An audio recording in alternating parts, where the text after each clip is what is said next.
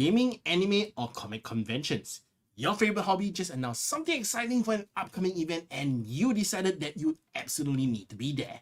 Problem is, you heard that the crowd of people is horrible and you have no idea how you're even going to survive the trip.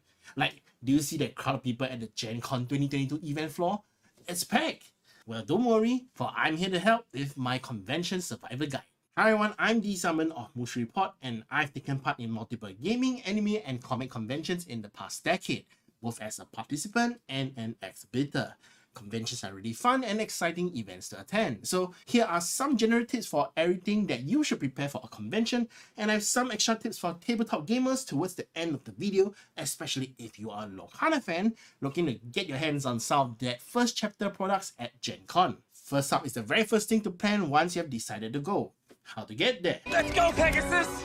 If you're in luck, the convention is held somewhere near you and a car ride is all you need to get over there. But if you're somewhere far away enough that you need to book a hotel or flight even, I suggest you do it quick before the prices go up or availability runs out. Many people want to go to these events and these run out really quick. The hotel is especially the most important part. A couple of years back, I attended an event where I stayed far enough that I would have to call a taxi to go to the hotel. Problem is, everybody was trying to leave the event when it ended and there was a major traffic jam, which lasted for many hours and I had no choice but to walk 30 minutes to the nearest train station while carrying a whole bunch of stuff that I bought at the event. A hotel within walking distance of the event hall where it made things so much easier. Once you book your flight and hotel, congratulations! You are now officially invested into making sure this trip works out. Sometime before the event, typically a few weeks to a few months ahead, more details will start coming in for the booth with their location and any events that they are running, which will help you to plan ahead. First up, once the convention map is out, print it out or save it onto your phone to plan your route. You also need to take note what type of event you're attending. If it's a free sitting open panel type event, you need to make your way there early to get good seats or you might be stuck at the far end with not much of a view. As for a registered event, say for example a tournament with limited seating, your top priority once you enter the event hall is to register for the event and do it quick or all the slots might be taken up. And even after you're registered, don't forget to be back on time for the event too and plan extra time to make your way through the event hall, which is going to be very crowded or your slot might be given up to someone else. If you're going with friends, establish your home base for where you'll be and when you want to meet up. You're going to be surrounded by people and cell signal will be very poor since you're in a crowded indoor space and you might not be able to contact your friends at the convention, so planning ahead where to meet is essential. And finally, it wouldn't hurt to know where the toilets are located in case of emergencies. This is also the time to plan your outfit. Your shoes are going to be the most important part as you'll be doing a lot of walking in the hall. Get a good pair of sneakers, like I personally chose this pair of Nike Air Max. If you brought a brand new pair of sneakers, make sure you break them in first to get them comfortable as blisters from new shoes will be a major pain and you do not want to face that when you need to do a lot of walking in the event. You can also make the trip extra fun by doing some light cosplaying. Maybe a pirate hat with a feather for Captain Hook or bring along a genie's lamp. After all, you are there to have fun, so might as well look the part. Just remember not to go overboard and make your outfit still comfortable to walk around in, especially if your plan is to take part in events. And finally, just before a big day, you got a lot of stuff to pack. First up is the most important thing, which is your phone. Aside from downloading the convention map, I recommend downloading something to read or getting an offline game to play. Especially something that you can play with one hand like Vampire Slayers would be a pretty good game. There's going to be a lot of time spent waiting in line to enter the hall or queuing up for events, and you will regret not having something to do in the meantime which does not use your phone signal. Since there's a lot of stuff you have to do with your phone, you're going to want a really good power bank. A really good one, preferably something that can last you throughout all the convention days, especially since the poor cell signal would drain your phone battery even faster. An example is this Rave Power one I use, which is 26,800 mAh/hour. Which is also just under the 27,000 limit for what you can bring onto planes. That's enough to charge the latest beefiest Samsung and iPhone cell phones from 0 to full at least 5 times, which should be more than enough to use throughout the event and even share with your friends. And by the way, if you found this video useful so far, a sub to the channel would be cause for celebration.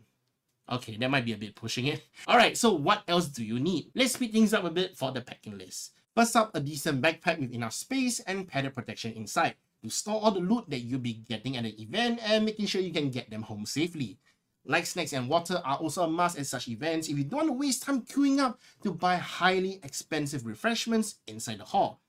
Noise cancelling earphones like an AirPod Pro is nice since it'll be very noisy with all the people there. Tissues or wipes, or even maybe toilet paper would be useful to just freshen up and wipe off dirt and use in the toilet in case of emergencies. For the health conscious, you'll be in close contact with a lot of people in the hall, so you might want to consider some hand sanitizer or maybe even wearing a mask. If you want to play really safe, you might even want to bring some headache or stomachache meds. A battery-powered mini fan or a simple paper folding fan will help you get more comfortable among the crowd.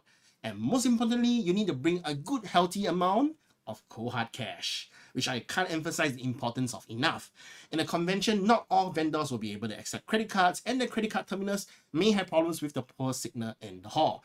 If you insist on using a credit card, you should at least call the bank ahead of time to notify them that you are going to be at a convention, since the last thing you want is to get your card frozen from your very big impulse purchases or from buying stuff off the multiple convention vendors who may come from different states or even countries, which may trigger the bank for suspicious card activity.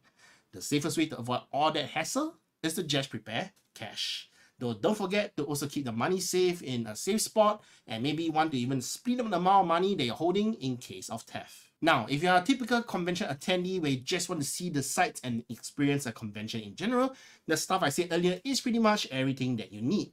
If you're a tabletop gamer though, especially if you're a Lorcana fan looking to attend Gen Con to get the Lorcana pre-release for the first chapter products, then there are a few extra things that you should definitely consider. You will absolutely need to bring the standard TCG accessories along, including but not limited to a storage box, a card album, a deck box, and sleeves.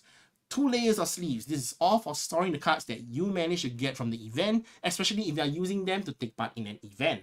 Last thing you want is to get forced to play the cards naked as it is and risk damaging your cards, especially the high rarity ones, which you'll definitely want to have at least 2 layers of sleeves. You may even want to pack along some top loaders in case they are giving out some promotional cards like Lorcana did at the previous D23 Expo. I will video in the future covering your many options for sleeves and ways to store your cards, so stay tuned to the channel for that. Finally, for bonus points, you'll want to consider bringing along an acrylic display case for your booster box, especially you plan to keep it sealed. Last week we managed to get the dimensions of the first chapter products from the pamphlet given out to industry partners at the convention. I did have an article for it on mushreport.com if you want to see more details. Through that pamphlet, we know that each booster box is 20.4 times 12.4 times 12.2. Though I think that height is a bit too tall, so I'm assuming it includes that flap at the back of the box in the picture. Actual height while it's sealed, I expect it to be slightly lower than Magic the Gathering booster boxes, which typically has 36 packs. So I think that something like this Ultra Pro acrylic box would be useful for helping you keep that booster box in mint condition and not crush under all the other stuff that you have. If you plan to get this exact one, I have it linked in my description along with my link to the Lorcana pamphlet article. And no, this isn't an affiliate link, I just want to make it easier for everyone. And that's about it for my convention survivor guide, including my extra tips for tabletop gamers. I hope that this video is helpful to everyone attending a convention, and may you be able to attend all the events you want to join and get all the loot you want to get from the convention.